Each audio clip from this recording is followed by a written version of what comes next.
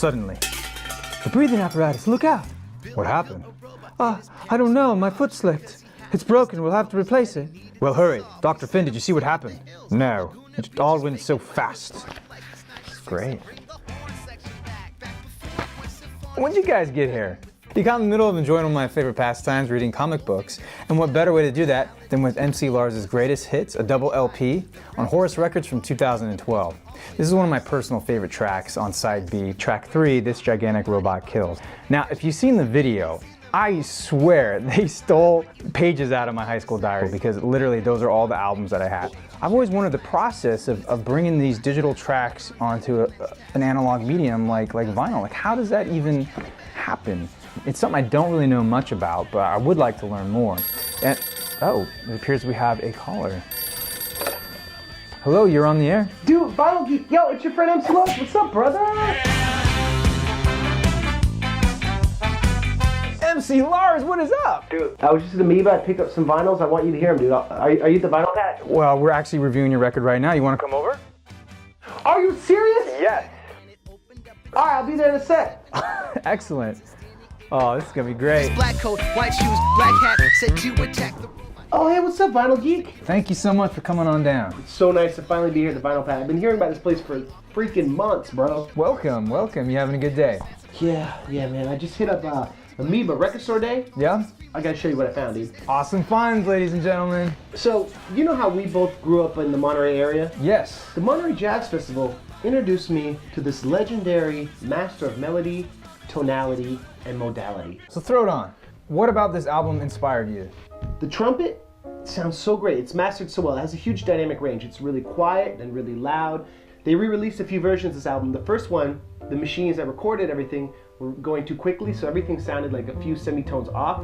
They finally fixed it for the anniversary edition. This record really was important to me because when we did just This Gigantic Robot Kills with the Suburban Legends, we recorded all the horn parts in a studio in Orange County, and we mastered everything digitally. But when it was time to transfer it to vinyl, you have to make sure that you master things to have the same dynamic range. So when you record a horn section, it's so loud, but you have to bring it down and you have to make everything sound nice. I dig it. What else did you bring? So you're a fan of Ian MacKaye, right? Yes, definitely. Oh my goodness. What is it about this band that struck a chord with you? I love the ethos of Minor Threat, and a lot of the Discord records, you know, it's the fidelity of the mixes. It sounds lo-fi, but what's great about the transfer to vinyl and the mastering job they did on this, they took that energy, that fast energy, and it really translates well. It sounds almost like you're in the room with them listening to them play, you know what I'm saying? Mm-hmm. And when I did my Hot Topic Is Not Punk Rock song with the matches, we listened to Minor Threat as an example, and when we mixed it, I was with my mixing engineer. I was like, all right, let's listen to this Out of Step record. Yeah. Let's make sure we have the energy and the power and the relative balance of guitar to bass. And when we mastered it for vinyl, we wanted to make sure that it could stand up against the hip-hop stuff and the jazzier stuff like on Robot Kills. And you talk about Hot Topic Is Not Punk Rock. Let's throw that on real quick. And even though there's a wide variety of genre, from ska to hip-hop to punk, there's definitely a cohesive vibe about it, and that's a true triumph. I think you should be very proud of the work that you put in to this album. You mentioned a lot about analog versus digital. I was hoping you could kind of go into more detail about what exactly you mean by that. This is crazy. When you have an analog sound, do you know how when you record something with a microphone, yeah, it's the motor principle. So the microphone moves, the diaphragm of the microphone, and then it makes signal go to the whatever records it. Then you play that energy back, the speaker moves in a similar fashion, pushing air. So it emulates the sound disparity or whatever. Okay. Some of my tracks I mix on analog, which means it's a smooth curve. This reflects how the pressure of the air is moved in a linear fashion. Whoa! You know what I'm saying? Okay, so this is like a sound wave almost, right? Yeah. Okay, I get you. Excellent. So I imagine we're gonna see digital. The way digital audio works is it approximates with binary notation how much the diaphragm was pushed by the recording. And what's crazy about this is they look like little steps, but the more you zoom out, it looks more like a smooth line, you know what I'm saying? Gotcha, yes. But it's approximated, and this is how digital works. So basically the main challenge in putting together a compilation with digitally recorded material is making sure that this line becomes really smooth. And when you master for vinyl, you want to make sure you have a good mastering engineer who really understands how to fill in these gaps. We're gonna go back to side A and start with track 1, download this song. I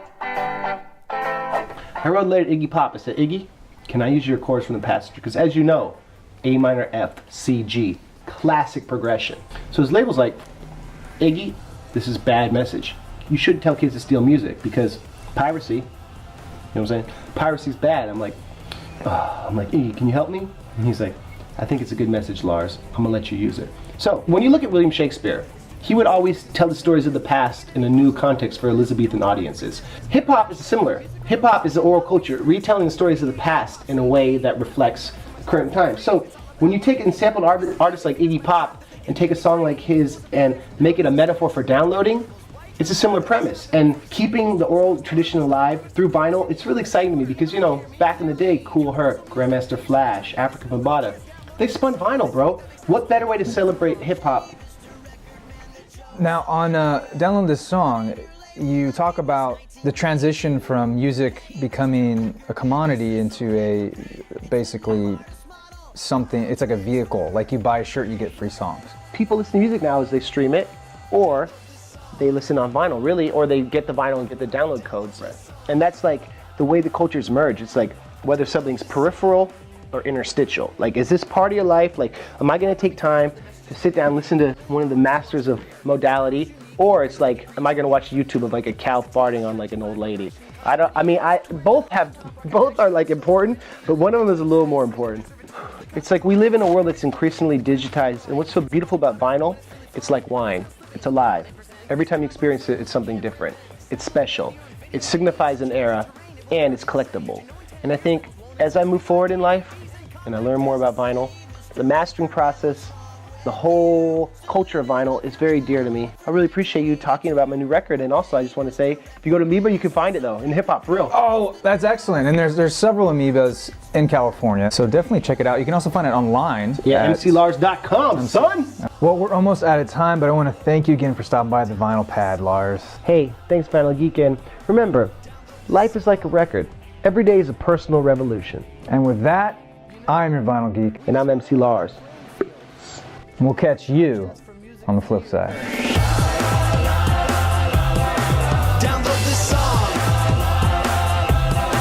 Download this song. Download this song. Are you serious? Yeah, come on over. Alright, I'll be there in a sec.